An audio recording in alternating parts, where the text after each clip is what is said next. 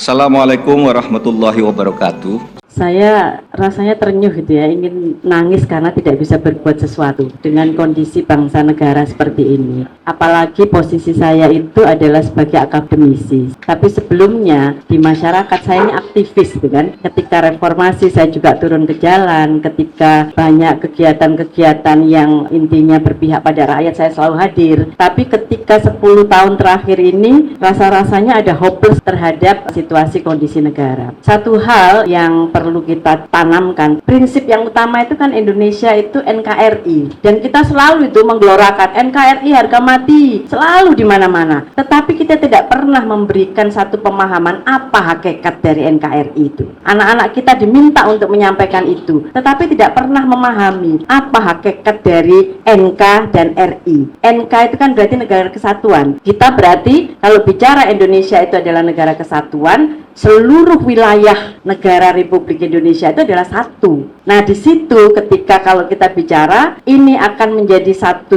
negara ketika masing-masing wilayah itu mendapatkan perlakuan yang sama, mendapatkan kesejahteraan yang sama, keadilan sosial bagi seluruh rakyat Indonesia. Itu hakikat dari negara kesatuan. Hanya ada satu pemerintahan, tidak ada negara dalam negara. Bahwa kalau kita melihat negara dalam negara seperti yang dilakukan di negara lain, negara bagian yang satu dia tidak care dengan negara bagian yang lain. Kamu miskin, kamu tidak punya apa-apa, hukuman mati di situ ada, di sini tidak ada, itu they don't care each other gitu kan. Satu sama lain tidak ada yang peduli. Tapi Indonesia tidak seperti itu. Bahwa perjuangan yang dilakukan oleh para pendiri negara itu adalah untuk satu kesatuan, dan dicoba berkali-kali diubah dari negara kesatuan menjadi negara federal. Itu ternyata ya tidak cocok dengan semangat kemerdekaan Indonesia. Yang kedua adalah Republik Indonesia. Nah, kalau kita bicara Republik Indonesia, tentu yang harus kita maknai, kita ini bukan negara monarki, kita ini bukan negara kerajaan. Apa yang dipraktekkan di 10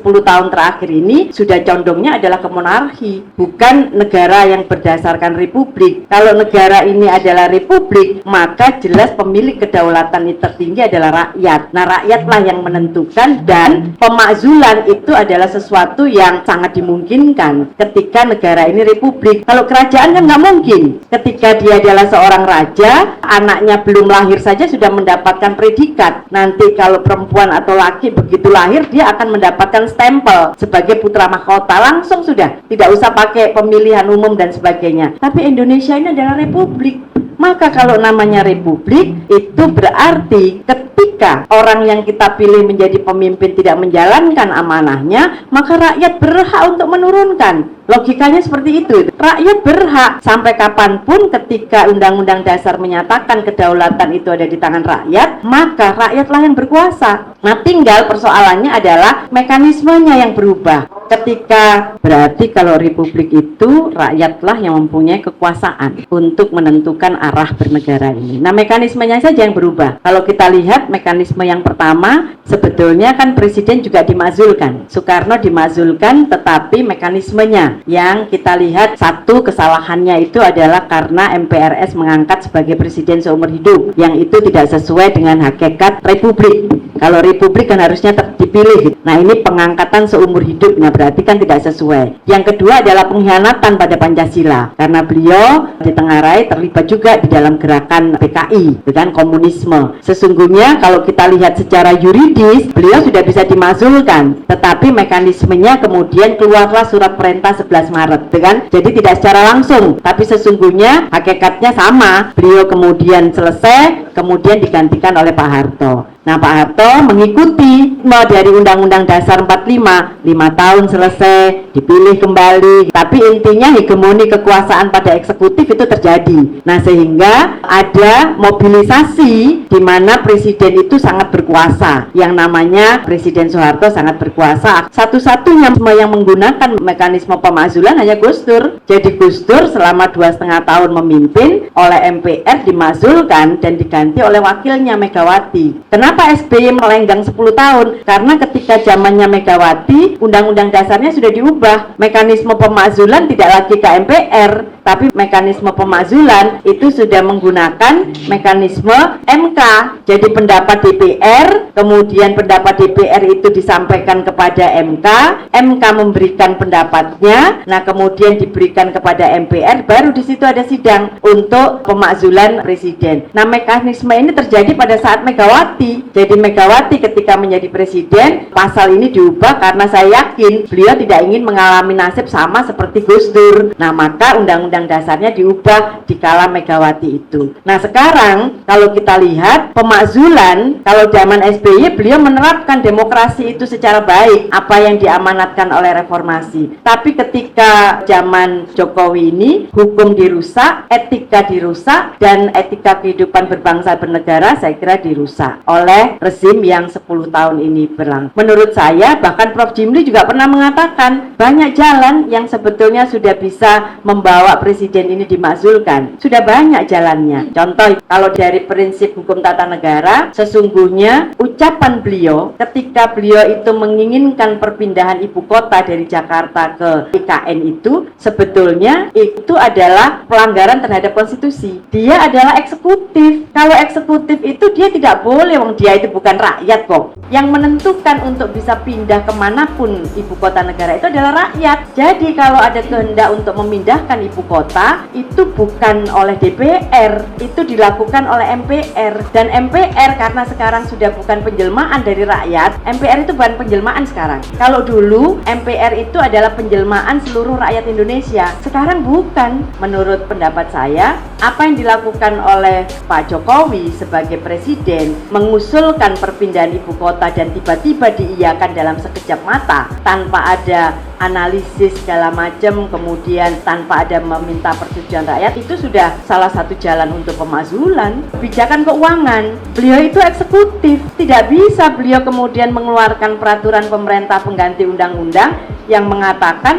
boleh melanggar prinsip-prinsip keuangan negara. Nah itu sebetulnya pengkhianatan kepada undang-undang dasar, karena sesungguhnya APBN itu harus mendapatkan persetujuan dari DPR. Tidak bisa kemudian presiden serta-merta mengeluarkan perpu dan itu uang untuk COVID segala macam kita tidak tahu pertanggungjawabannya bagaimana. Nah ini sebetulnya itu sudah pengkhianatan kepada negara. Prof. Jimli mengatakan ketika hakim MK itu kemudian di-recall oleh anggota DPR dan kemudian DPR langsung mengganti dengan orang lain, wakil ketua MK namanya Profesor Aswanto, kemudian dibawa ke DPR dan diberhentikan, kemudian presiden mengeluarkan kepres, itu sudah pengkhianatan karena ini adalah lembaga yudisial yang bebas dari intervensi manapun dan kemudian diintervensi oleh presiden dengan mengeluarkan kepres. Itu sudah jalan untuk pemakzulan kepada presiden. Jadi banyak sekali ruang-ruang yang sesungguhnya itu sudah penyalahgunaan kewenangan yang saya katakan abuse of power itu dilakukan oleh presiden. Yang menentukan untuk bisa pindah kemanapun ibu kota negara itu adalah rakyat. Jadi kalau ada kehendak untuk memindahkan ibu kota itu bukan oleh DPR, itu dilakukan oleh MPR. Dan MPR karena sekarang sudah bukan penjelmaan dari rakyat, MPR itu bukan penjelmaan sekarang. Kalau dulu MPR itu adalah penjelmaan seluruh rakyat Indonesia, sekarang bukan. MPR itu adalah lembaga negara yang anggotanya terdiri dari anggota DPR dan anggota DPD. Tidak ada sebutan dia adalah penjelmaan dari seluruh rakyat Indonesia. Maka ketika ada kehendak untuk memindahkan ibu kota harus dimintakan persetujuan ke rakyat. Nah apa namanya? Itu harusnya referendum. Mekanisme referendum itu ternyata sudah dihapus oleh reformasi yang kebablasan menurut saya. Jadi reformasi itu kemudian dihilangkan. Nah jadi ada inkonsistensi. Presidennya itu dipilih secara langsung seolah-olah ini rakyat, tetapi tidak ada mekanisme di mana rakyat ini harusnya ada mekanisme juga yang memposisikan rakyat ini juga ketika ada kesalahan rakyat juga bisa langsung. Tidak ada sekarang itu mekanisme rakyat itu bisa meminta pertanggungjawaban langsung kepada presiden. Jadi itu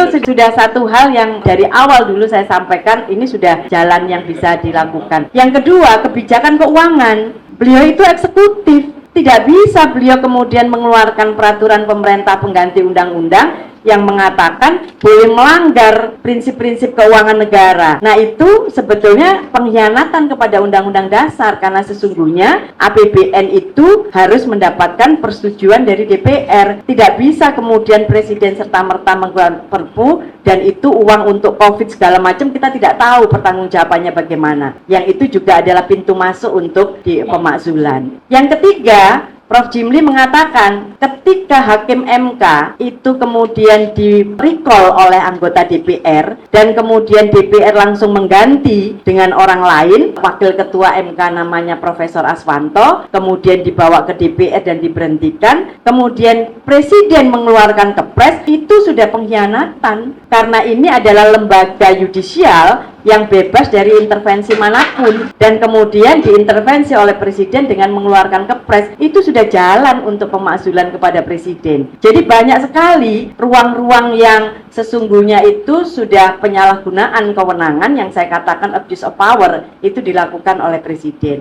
Yang berikutnya itu adalah tentang Undang-Undang Omnibus Law. Metode boleh, metode Omnibus Law itu dikenal di negara manapun, dikenal untuk bisa melakukan harmonisasi dan sinkronisasi peraturan perundang-undangan yang sekarang tumpang tindih, tetapi tidak kemudian menjadikan satu banyak undang-undang, kemudian bukannya malah lebih simpel, tapi itu lebih tidak ada kepentingan rakyat, tapi kepentingannya investasi. Nah, itu sesungguhnya sudah melanggar Undang-Undang Dasar, karena beliau mengambil kebijakan yang itu tidak sesuai dengan prinsip peraturan perundang-undangan. Dan itu sudah dibatalkan oleh MK, tapi ternyata dengan kekuasaannya lagi mengeluarkan Perpu dengan hal yang sama. Nah, ini kan berarti hukum itu dijadikan bukan rule of law, tapi hukum itu menjadi rule by law. Nah, yang terakhir yang kita lihat sekarang adalah saya sangat prihatin dengan pemilihan umum ini, gitu kan. Makanya saya tergabung dengan teman-teman di KALS, Constitutional and Administrative Law Society, KALS. Saya menginisiasi, karena jengkelnya ini saya coba dorong teman-teman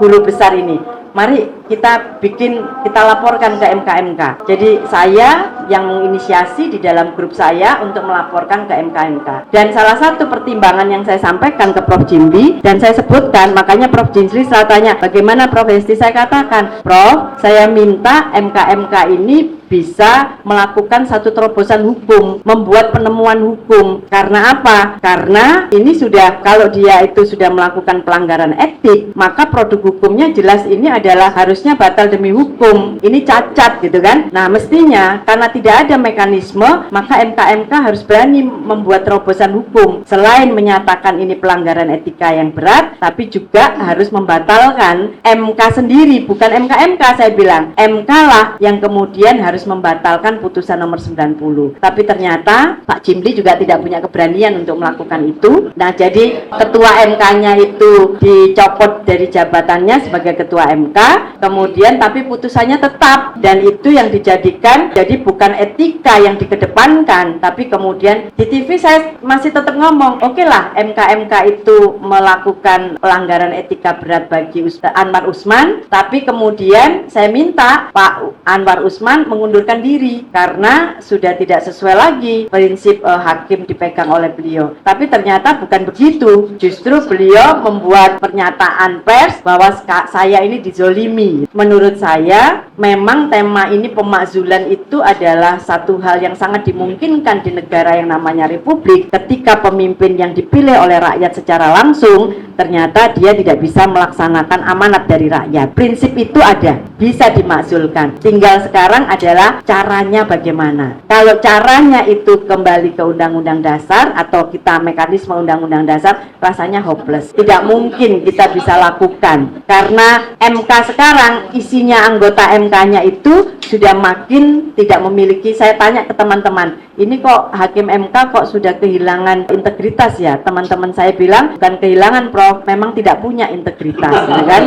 Jadi tidak pernah punya, bukan kehilangan, tapi mereka tidak punya. punya. Nah, jadi saya terang-terangan mengatakan seperti ini, dari 9 hakim MK, saya kira kita tidak bisa berharap banyak untuk kalau ada pendapat DPR itu bisa dilakukan. Kemarin sudah ada angin segar ketika ada salah satu anggota PDIP yang meminta hak angket, dan itu sebetulnya adalah arahnya mau dibawa ke MK, tapi ternyata nggak ada yang tanda tangan. Jadi ternyata padahal di situ kan sudah jelas ada partai, ada ada PKS, ada Nasdem, kemudian ada PKB, tapi tidak ada yang tanda tangan karena belum ada arahan. Intinya sudah ada sinyal bahwa sudah ada pelanggaran terhadap konstitusi. Semoga Allah nantiasa menuntun kita di jalan yang diridhoinya. Wassalamualaikum warahmatullahi wabarakatuh. Terima kasih.